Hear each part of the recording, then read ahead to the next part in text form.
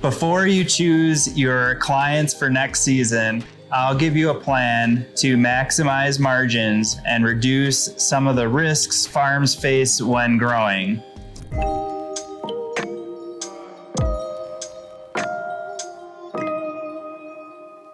What's up, Mushroom Fam? It's Gary with Fresh from the Farm Fungi. I'm here in Sedalia, Colorado, and our season is slowly winding down for our off season in the winter. So now is a great time to plan for next year, starting with finding clients like chefs and creating a schedule for your next season. So some clients are going to change their requests for next year. Some chefs like to see if you can grow new varieties of mushrooms. And also, this is a good time to plan if you're interested in farmers markets or different clients for next year as your farm begins to develop and grow. So if you're interested in more ideas like this, or specifically business development, check out our ebook, Growing Gourmet Mushrooms for Market.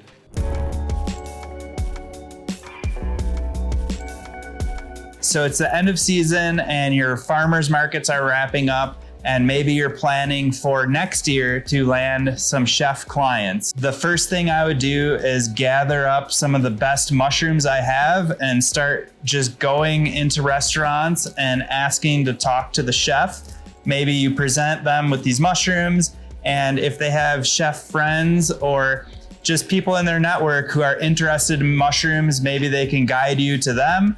Or if they really like your product, that will be a really good starting point for your relationship with that chef. I would start by aiming at upscale restaurants or health conscious restaurants that are going to respect the quality of your craft mushrooms.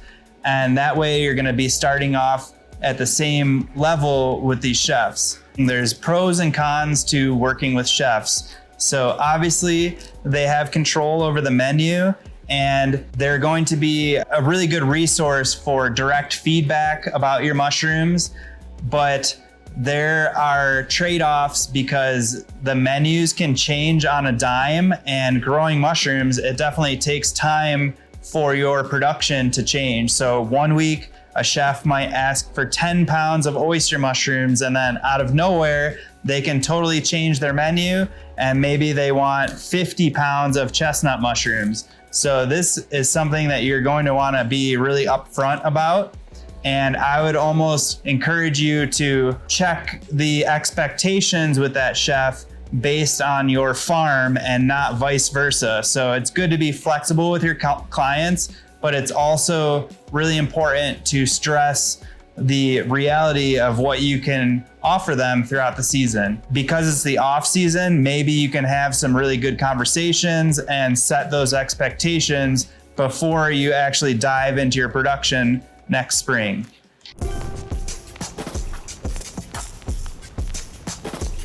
One area that might not come to mind where I've found success myself is reaching out to food trucks. Food trucks might not be something you think of right away, but they're a really good client for new farms that are growing, in part because number one, they're gonna be smaller. So usually food trucks won't demand as much mushrooms up front, which is good because that way you won't have the stress of supplying large amounts of mushrooms when you're still learning. Also, food trucks tend to be, pretty young and new business as well. So growing your farm in partnership with a food truck develops a better relationship long-term, and both of your expectations are kind of at the same level.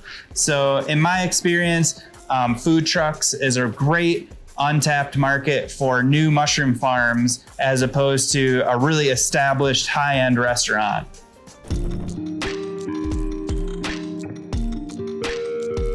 If you're a new farm and you're considering entering farmers market next year, it's also a good time of year to plan ahead for the farmers market. The first thing I would do is reach out to the local farmers markets in your area. Usually a farmers market will have a manager or a group of people who are in charge of picking vendors for the next season. That's a good starting point because they're going to tell you what types of insurance you're going to need for the farmers market. They're going to tell you if you need a special type of licensing. And then once you have those demands from the market manager, you can reach out to your local municipality, and that way you'll have all of your ducks in a row before you even start growing your mushrooms. Another caveat to this is that these days farmers markets can be pretty competitive.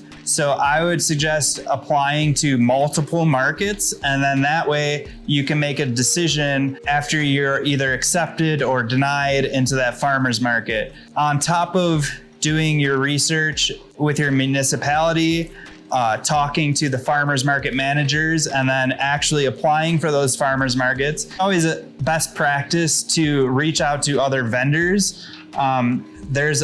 There's almost a vibe to different farmers markets that I've experienced, and it's important that you kind of pick a market that reflects your company because you're going to be working alongside these vendors all year, and it kind of reflects on your own brand. So definitely do your research, talk to some vendors, see how busy it is, and see if it fits in the scale of your mushroom farm.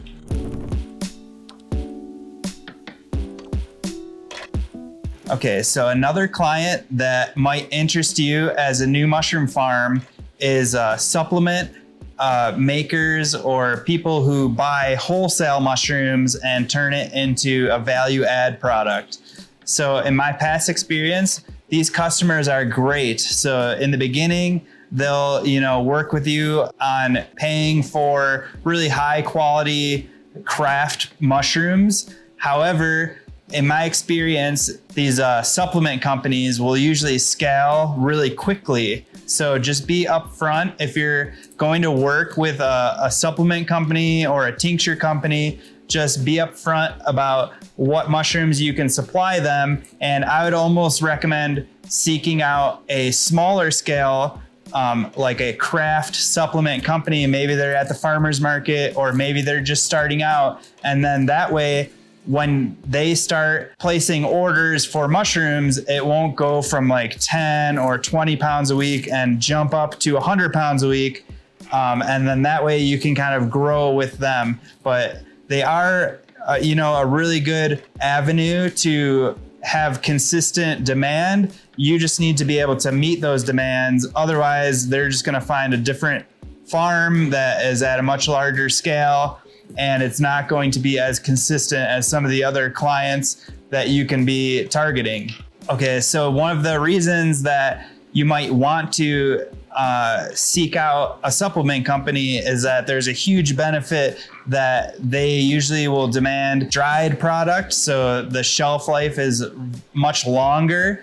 I would say the trade-off is that their demands typically grow a lot faster than a farm's ability to create an inventory of these dried products. So maybe you should build up a bigger inventory, or just set their expectations up front so that they're not going to demand 10 or 20 pounds of dried mushrooms one week and then it skyrockets to 100 or 500 pounds of product before you have the chance to grow those mushrooms.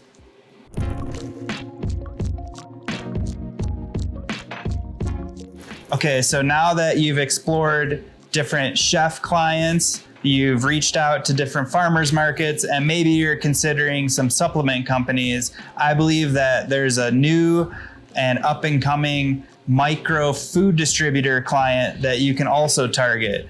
So here in Denver, there's a few smaller food distributors that will take produce from mountains and they'll distribute them into the city, or they'll take some of the more micro farms here around Denver and help distribute them to rural areas like down in Trinidad. This is something that you're going to want to focus on in your own region, but I think that there's an arbitrage between some of the larger food distributors like Sysco and some of the smaller mom and pop grocery stores there's definitely this middle ground that is untapped and starting to become a lot more popular with these micro farms. Things to consider if you're seeking out a food distributor is, once again, you're going to have large quantities, and they're going to demand lower prices because it's a wholesale company and they're trying to make their margins based off of quantity.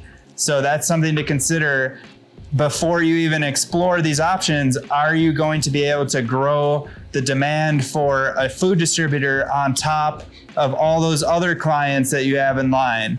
So it's definitely doable. But once again, I recommend being very upfront with these customers, because as the season progresses, they might pick on different clients, and those clients are going to demand a lot more mushrooms than just a farmer's market client or even a chef would. Thanks for watching this video. If you'd like a more detailed approach to business development, kind of the business regulation side of things, check out our ebook, Growing Gourmet Mushrooms for Market. Give us a thumbs up if you like this video, and until next time, much love.